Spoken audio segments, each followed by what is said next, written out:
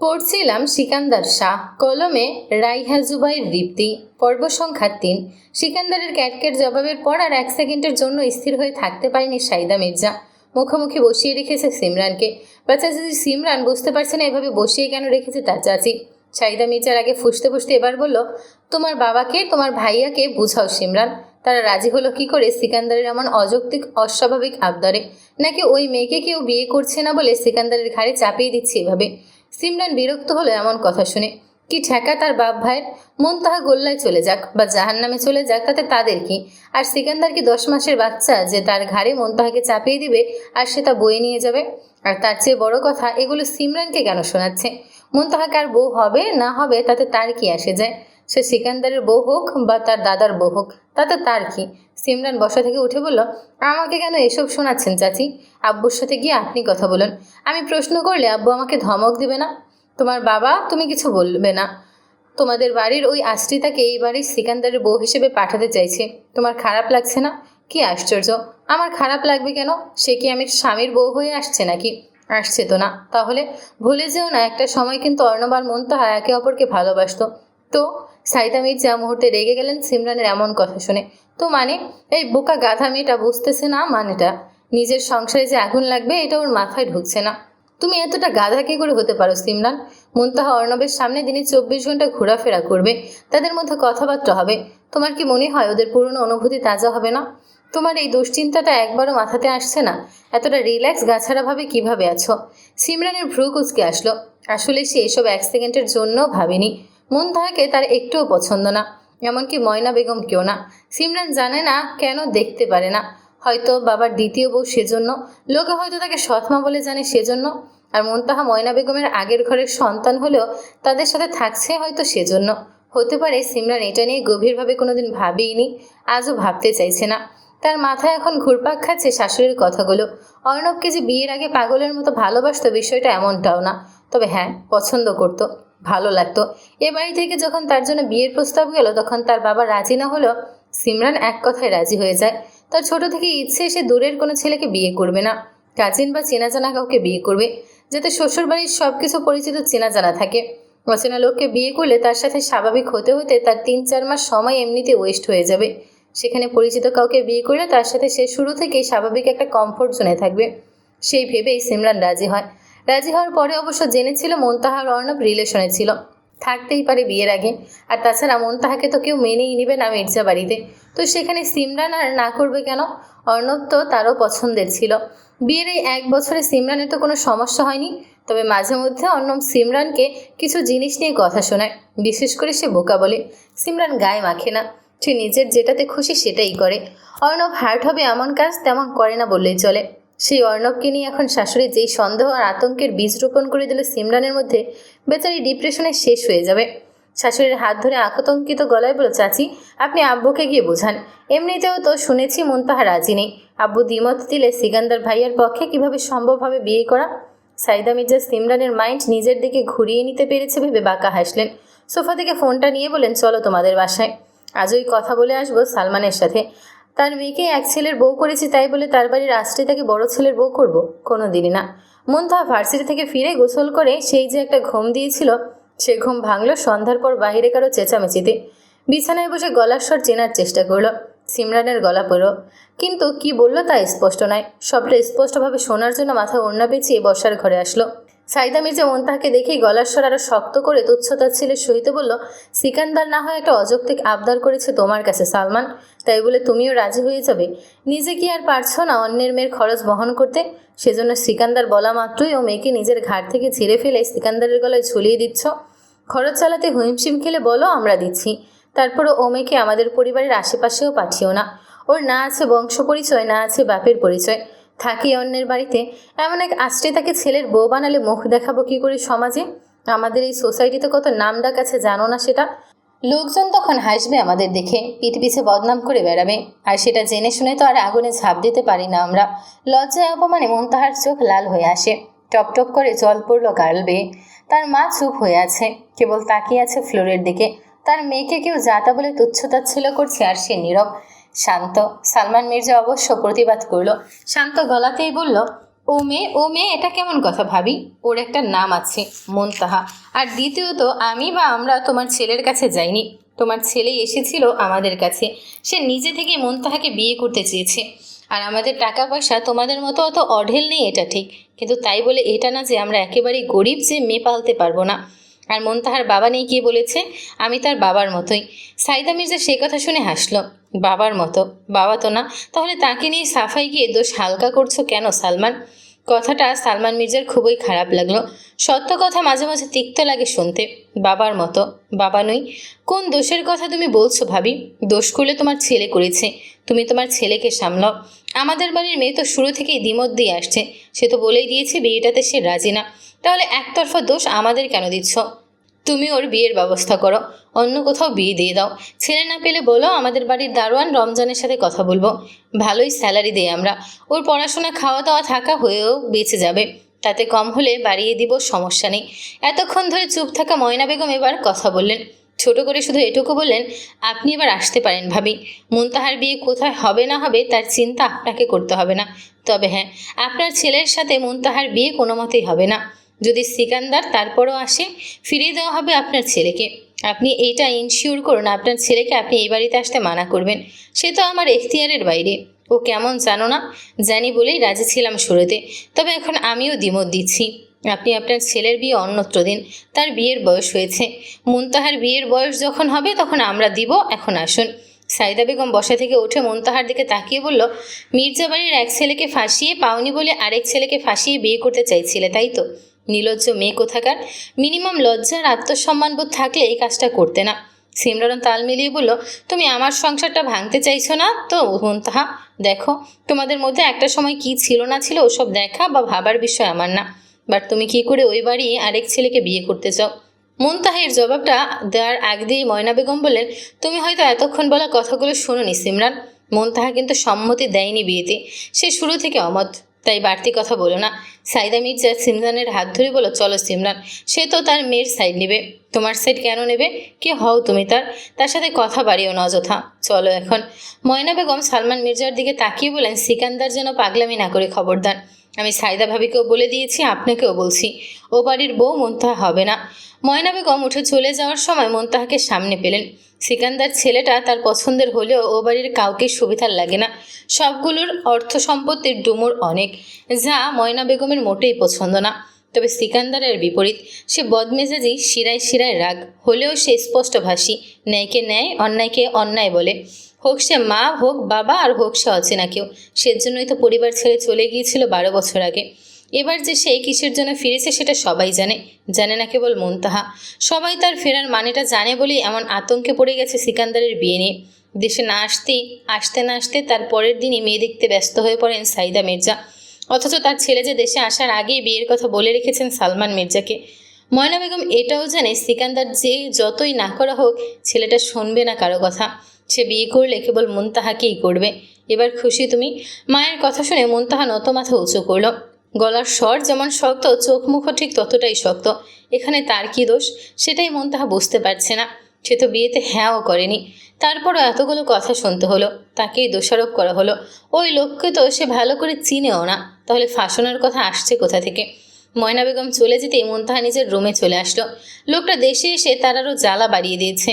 এখন রোজ চোখে জল আসে, কান্না পায়। পৃথিবীতে কি মেয়ের অভাব ছিল ওনার? নজর এই অসহায় মেয়েটার উপরই পড়তে হলো। তার নজর যে মুনতাহার উপর ভারী হয়ে পড়েছে এটা কি বুঝে না? সেলিম মির্জা রাতে বাড়ি ফিরে সর্বপ্রথম ছেলের খোঁজ করলেন। সিকান্দার তাদের একটা কথাও শোনে না। কতবার করে বলল পার্টি অফিসে আসতে, ছেলেটা আসছি বলেও আর আসলো না। আবার ফোন করলো, ফোনটাও রিসিভ করলো না। গলা ছেড়ে স্ত্রীকে ডাকলেন, ডেকে জিজ্ঞেস করলেন তার গুণধর রাগী ছেলেটা কোথায়। সাইদা মির্জা দোতলা ইশারা করে বলল, রুমে। সেলিম মির্জা ছেলের রুমের দিকে পা বাড়ালেন, তবে দরজার কাছে এসে রীতিমতো চমকে উঠলেন। সিকান্দার লাগেজ গোছাচ্ছে, কিন্তু কেন? বাড়িতে কি আবার কারোর সাথে ঝামেলা হয়েছে? সেই জন্য কি বসার ঘর এত শান্ত ছিল আজ? সেলিম মির্জা রুমে ঢুকতে ঢুকতে ছেলের উদ্দেশ্যে বললেন, লাগেজ গোছাচ্ছ কেন তুমি? কি হয়েছে? সিকান্দার কাভার থেকে শার্ট নিয়ে লাগেজ ভরে বলল, আপনার স্ত্রী আপনাকে কিছু বলেনি? সেলিম মির্জা স্ত্রীর পানে তাকালো, গাছাড়া ভাব নিয়ে দাঁড়িয়ে আছে দরজার কাছে। পেছন পেছন সেলিম মির্জার মা মনোয়ারা মির্জা এসে দাঁড়ালেন লাঠি হাতে। কি হইছে সাইদা? পাশ থেকে মনোয়ারা মির্জা ভেতরে প্রবেশ করে বলল, তোর বউ আর সালমানের বাড়ি গেছিল। ভ্রুকুচকে আসলো সে কথা শুনে। কেন সাইদা, তুমি সালমানের বাড়িতে গিয়েছিলে কেন? বোঝাতে। সালমান তার ঘাট থেকে ওই মেয়েকে নামিয়ে আমাদের ঘাড়িয়ে চাপিয়ে দিতে চাইছিল। ও মেয়ের কোনো যোগ্যতা আছে এবাড়ির বউ হওয়ার? না রূপে না বংশে, সব দিক দিয়েই তো পিছিয়ে। মির্জা বাড়ির এক ছেলেকে তো পায়নি, এখন বড় ছেলের পেছনে পড়ে আছে লোভী নির্লজ্জ বেহায়ামে। কথাটা শেষ হতে না হতেই সজোরে কিছু ভাঙার শব্দ আসলো কানে। তাকিয়ে দেখলো সিকান্দার তার পাশে থাকা ফুলদানিটাতে লাথি দিয়ে ভেঙে ফেলেছে। ফ্লোরে পড়ে আছে ফুলদানির ভাঙা টুকরোগুলো। চোখ মুখ রাগে লাল টকটকে হয়ে আছে তার। সামনে ফিলে আঙুল তুলে সাইদা মির্জাকে শাসিয়ে বলল, চুপ, একদম চুপ। মুনতাহাকে নিয়ে আর একটা বাজে শব্দ মুখ দিয়ে বের করলে আমার থেকে খারাপ আর কেউ হবে না। জিভ টেনে ছিঁড়ে নিয়েও আসতে পারি, বলা যায় না। কথাটা শুনেই সাইদা মির্জা তেলে বেগুনে জ্বলে উঠল। কত বড় স্পর্ধা এই ছেলের, তার জিভ টেনে ছিঁড়ে নিয়ে আসার কথা বলে। শুনলে তুমি, শুনলে কি বলল তোমার ছেলে? আমার জিভ টেনে ছিঁড়ে নিয়ে আসার কথা বলল। এত বড় কথা বলল কি করে? তুমি এরপর ওর হয়ে কথা বলবে? এতটা বেয়াদব উচ্ছৃঙ্খল বেহায়া হয়েছে এই ছেলে, মায়ের সমতুল্য একজনকে এইসব বলে। সিকান্দার তার ছেলের সাথে আসে, মায়ের সমতুল্য মা না আপনি আমার, তাই চাইলেই ছিঁড়ে আনতে পারি আপনার জিভ। সেজন্য বলছি সাবধানের সহিত কথা বলেন। সেলিম মির্জা চোখ রাঙিয়ে তাকিয়ে বলো, সিকান্দার সংযত করে কথা বলো। কী সব উল্টাপাল্টা বলছো এগুলো? একটা সিঙ্গেল ওয়ার্ডও আমি উল্টাপাল্টা বলিনি, সেটা আপনিও ভালো মতো জানেন। আপনার স্ত্রী কোন সাহসে ও বাড়ি গিয়ে যা নয় তাই বলে সবাইকে অপমান করে আসছে। ওনার টাকার গরম কেউ দেখতে চেয়েছে? আমি কাকে বিয়ে করব না করব সেটা টোটালি আমার ব্যক্তিগত বিষয়। আপনার ওয়াইফ কেন তার বোচা নাকটা বারবার গলাচ্ছে এখানে? সে তোমার ভালোর জন্যই। That's not of her business. আমার ভালো কিসে মন্দ কিসে তার সব ডিসিশন কেবল আমিই নিব। এখন তুমি লাগেজ কেন গোছাচ্ছ? আমি এ বাড়িতে আর থাকবো না। আমার পক্ষে সম্ভব হবে না এ বাড়িতে থাকা। আমি ফ্ল্যাটে গিয়ে উঠবো। কী সব উল্টাপাল্টা কথা বলছো সিকান্দার? তুমি আমার ছেলে হয়ে ফ্ল্যাটে থাকবে? লোকে জানলে কি বলবে ভেবে দেখেছো? এসব আমার ভেবে দেখার বিষয় না। আপনারা ভাবুন, আপনাদের মান সম্মান নিয়ে আমাকে আটকাবেন না। তুমি শান্ত হও। আচ্ছা তুমি কি চাও বলো মুনতাহাকে? ও তোমার জন্য সঠিক না। তাহলে কারা সঠিক? যাদের আপনার ওয়াইফ খুঁজে এনেছে তাদের মধ্যে কেউ লিভিনে থেকেছে, কেউ লুকিয়ে প্রেমিকের বাচ্চা পেটে নিয়ে অ্যাবর্ষণ করিয়েছে, কেউ দিনরাত ক্লাবে গিয়ে ছেলেদের সাথে ঢলাঢলি করে ড্রিঙ্কস করে মাতলামো করে তারা। আরও ভালো মেয়ে খুঁজবো তোমার জন্য। আপনারা কি কানে কম শুনতে পান নাকি স্পষ্ট কথা কম বোঝেন? আমি বলেছি পৃথিবীর সব মেয়ে আমার সামনে এনে হাজির করলেও আমি কেবল আর কেবল মুনতাহাকেই চাইব। সেলিম মির্জা ভেতর ভেতর প্রচণ্ড রাগান্বিত হলেন, তবে ছেলের সামনে প্রকাশ করলেন না। এই ছেলেকে তার দরকার। আচ্ছা তোমার মুনতাহাকে চাইতো, বেশ মেনে নেব তোমার বউ হিসেবে, তবে আমার একটা শর্ত আছে। সিকান্দার ভ্রু কুঁচকে আসলো সে কথা শুনে। কিসের শর্ত রাখতে চাইছেন আপনি? আমরা প্রস্তাব নিয়ে যাব বাড়িতে, তোমার বিয়ে মুনতাহার সাথেই হবে, তবে শর্ত এটাই তুমি এ বাড়ি ছেড়ে যাবে না। আমার বিজনেস রাজনীতি সব সামলাবে। সাইদা মির্জা বিস্ফোরণ চোখে তাকালো স্বামীর পানে। এ কি বলছেন কি সেলিম? ওর নিজেরও তো অপছন্দ মুনতাহাকে, তাহলে এমন করার কি মানে? আপনাদের মানা না মানায় আমার বিয়ে আটকে থাকতো না, তবে আমি আপনার এই শর্ত মেনে নিলাম। আমি চাই বিয়ের মতো পবিত্র একটা অনুষ্ঠান সুস্থ মতে হোক, আর 5-10টা বিয়ের মতন বড়দের দোয়া নিয়ে। আপনারা যে দোয়া করবেন না এটাও জানি, তারপরও গার্ডিয়ান তো বিয়েতে থাকা আবশ্যক। তবে আমি এখন এ বাড়িতে থাকতে পারবো না। আপনারা চাচার বাসায় গিয়ে কথা বলুন, তাদের রাজি করান। আপনার স্ত্রীকে তার ব্যবহারের জন্য ক্ষমা চাইতে বলবেন, তারপর বিয়ের ডেট ফিক্সড করে আমাকে জানাবেন। আমি সেদিন ফিরবো এ বাড়িতে, তার আগে নয়। সেলিম মির্জার ঘাটালেন না ছেলেকে, বাড়িতে থাকার কথা বললেও থামবে না। ঠিক আছে, তাহলে সেই কথাই রইল। সিকান্দার লাগেজের চেইন আটকে দাদিকে জড়িয়ে ধরে বলল, আসছি দাদি যান। মনোয়ারা মির্জা নাতিকে স্নেহের সহিত আদর করলেন। খুবই পছন্দের প্রিয় নাতি বলে কথা। যতই রাগী বদমেজাদেরই হোক, খাঁটি একটা হৃদয় আছে তার। সাবধানে থাইকো দাদি ভাই। আপনিও টাইম টু টাইম ওষুধগুলো খাবেন। সিকান্দার চলে যেতেই সাইদা মির্জা স্বামীকে টেনে নিয়ে গেলেন রুমে। কড়াই গলায় বললেন, রাজি হলো কেন তুমি? ছেলে যা বলবে তাই শুনতে হবে তোমাকে। সেলিম মির্জা শার্টের হাতটা গোটাতে গোটাতে বলল, তুমি সালমানের বাড়ি গিয়েছিলে, আজ জানাওনি কেন? আমার ইচ্ছে হয়েছে গিয়েছি। তুমি কথা না পেয়েছি আমার প্রশ্নের জবাব দাও। সিকান্দারকে আমার লাগবে। আমার ব্যবসা রাজনীতি সব কিছুতে তার থাকা লাগবে। আমি একা একা কতদিন সামলাবো? তোমার ছেলেকে দিয়ে তো হলো না কিছু। ডুবে মারা খাওয়ার রিস্ক কেন নিব আমি? বিয়েই তো হচ্ছে, 2 দিন পর ডিভোর্সও করানো যাবে, কঠিন কাজ নয়। আর বাড়িতে তো তুমি আছোই। সিকান্দার সারাদিন আমার সাথে থাকবে। বাড়িতে বসে বসে কি তুমি লুডো খেলবে? 1 মাস 2 মাস পর তারপর ও মেয়ে নিজেই চলে যাবে সিকান্দারকে ছেড়ে। যত পারবে নির্যাতন করবে। তোমার ছেলে জেনে চুপ থাকবে নাকি? আজই আমার জিভ টেনে ছিঁড়ে ফেলার কথা বলেছে। সেদিন কি করবে ধারণা আছে কোনো? ভয় পাচ্ছ নাকি? ও জানবে না। ততদিন এই সিকান্দারকে আমি বশে করে ফেলবো। এত বছরেও পারোনি, সেটা 1-2 মাসে পারবে? চেষ্টা করে দেখতে ক্ষতি কি? ফেল হলে কালো জাদু করবো, ব্যাস। পরের দিন মুনতাহার কানে খবর এসেছে সিকান্দার মির্জা বাড়ি থেকে চলে গেছে। 2বার কল এসেছিল তার নম্বর থেকে। 3য় কল আসলো আর অমনি ব্লক লিস্টে ফেলে রাখলো নম্বরটা। শুধু ব্লক লিস্টে রেখে থামলো না, সেই সাথে নিজের ফোনটাও বন্ধ করে রাখলো। বলা তো যায় না, অর্ণবের তো ভাই, অন্য নম্বর দিয়েও ফোন দিতে পারে। সালমান মির্জা সিকান্দারকে ফোন দিল। এমন পাগলামি কেউ করে? ভাইস্তা ফোন ধরতেই সালমান মির্জা বলল, এমন পাগলামি কেন করছো সিকান্দার? বাড়ি ছেড়েছো কেন? সিকান্দার জবাবে বলল, একটু শান্তির খোঁজে চাচা। আপনি আমাকে ফিরিয়ে দিবেন চাচা? আমি আপনার জামাই হতে চাই। খুব বেশি কোনো আবদার রেখেছিলাম? সাইদা মির্জা এসে দুটো কথা বলতেই আপনি বললেন মেয়ে দিবেন না আমার কাছে। এতই কি অযোগ্য আমি আপনার মেয়ের জন্য? তার হাতটা কি দেওয়া যায় না আমাকে? অযত্নে রাখবো না? পৃথিবীতে এক সিকান্দারের থেকে বেশি ভালো, বেশি যত্ন কেউ করতে পারবে না আপনার মেয়ের। সালমান মির্জা অসহায় লাগলো। এমন সোনার টুকরো ছেলে যে লোকের জামাই হবে, সে লোক নিঃসন্দেহে ভাগ্যবান। কিন্তু মেয়েটা তো তার নিজের না, জোরটাও তো করতে পারে না। তখন লোকে বলবে নিজের মেয়ে তো না, তাই এমনটা করছে। তুমি বাড়ি যাও সিকান্দার। মুনতাহাকে হয়তো তোমার জন্য বানানো হয়নি, মুনতাহাকে কেবল সিকান্দার শাহের জন্যই বানানো হয়েছে চাচা। ভাইজান ভাবি রাজি না? রাজি তারা, খুব সম্ভবত আসবে আপনার দোরগোড়ায়। প্লিজ আমার দিকটা ভাববেন, আপনার মেয়েকে ছাড়া আমি অচল। সালমান মির্জা অবাক হলেন। ভাইজান ভাবি রাজি? গতকালই তো কতগুলো কথা শুনিয়ে গেল। রাজি হলো কি করে? এ তো অসম্ভব কথা। ঠিক আছে, আমি আমার তরফ থেকে চেষ্টা করব। তুমি নিজের খেয়াল রেখো। খেয়েছো কিছু? থাকছো কোথায়? মায়ের ফ্ল্যাটে আছি, রাখছি এখন। রাতের খাবার খেয়ে মুনতাহা যখন পড়ার টেবিলে বসে পড়ছিল, তখন তার রুমে কেউ কড়া নাড়ে। দরজা খুলে দিতেই নাদিম গম্ভীর গলায় বলল, তোমার ফোন কোথায়? বন্ধ কেন? মুনতাহার মনে পড়লো ফোনটা তো সে দুপুরের দিকে বন্ধ করে রেখেছিল, আর অন করেনি। বিছানার দিকে তাকিয়ে বলল, ওখানে আছে, নিয়ে এসো। মুনতাহা নিয়ে আসলো। নাদিম ফোন অন করে কী যেন করলো, তারপর ফোনটা তার হাতে দিয়ে বেরিয়ে গেল। সাথে সাথে ফোনটা বেজে উঠল। মুনতাহা ফোনের দিকে তাকালো, সাথে সাথে আবিষ্কার করলো সিকান্দারের নাম্বারটা। নাদিম তাহলে সিকান্দারের নাম্বারটা আনব্লক করার জন্য এসেছিল। ভাবতে ভাবতে ফোনটা কেটে গেল। 2য়বার আবার বেজে উঠল। মুনতাহা ফের ব্লক করে রাখলো। মিনিট 2 পর আবার নাদিম আসলো। এবার ধমক দিয়ে বলল, সমস্যা কি তোমার? নম্বর ব্লক করছো কেন বারবার? সিকান্দার কি বলতে চাই শোনো সেটা। আর একবার ব্লক করলে তোমার ফোন চিরতরে আমি ভেঙে নষ্ট করে দেবো। তখন ভার্সিটির অ্যাসাইনমেন্ট ক্লাস কিভাবে করো সেটাও দেখে ছাড়বো। মুনতাহা হকচকিয়ে গেল নাদিমের রাগ দেখে। কি আশ্চর্য, এ ছেলের সমস্যা কি? নাদিম রুমে চলে আসলো। মেয়েটা বারবার সিকান্দারের নাম্বার ব্লক করছে আর সিকান্দার নাদিমকে শাসাচ্ছে। মুনতাহার ফোনটাও আবারও বেজে উঠল, আর ব্লক করলো না, কেটেও দিল না। রিসিভ করে কানে নিয়ে রাগান্বিত গলাতেই বলল, সমস্যা কি আপনার? ফোন কেন দিচ্ছেন আমার? ওপাশ থেকে ধীর গলায় সিকান্দার কেবল বলল, মন। শরীর জমে গেল। কেন তার নামটা এমন বিকৃত করে ডাকে এই লোক? জানে না বিকৃত করে ডাকলে কবিরা গুনাহ হয়? নিচে আসতে পারবে মন? থতমত খেয়ে গেল মুনতাহা। দেয়াল ঘড়ির দিকে তাকিয়ে দেখলে এখন বাজে 12টা। কি খারাপ এই লোক, তাকে এত রাতে নিচে ডাকছে। তার চেয়ে বড় কথা, এই লোক কি তাদের বাসার নিচে? ওপাশ থেকে আবার ভেসে আসলো, না, নিচে আসাটা ভালো দেখাবে না এত রাতে। আপনি বরং বেলকনিতে এসে দাঁড়ান মন, আমি আপনাকে দেখব, আর দেখেই চলে যাব। মুনতাহা কথাটা শুনে বেলকনির দিকে তাকালো। সে তো দরজা লাগিয়ে দিয়েছে।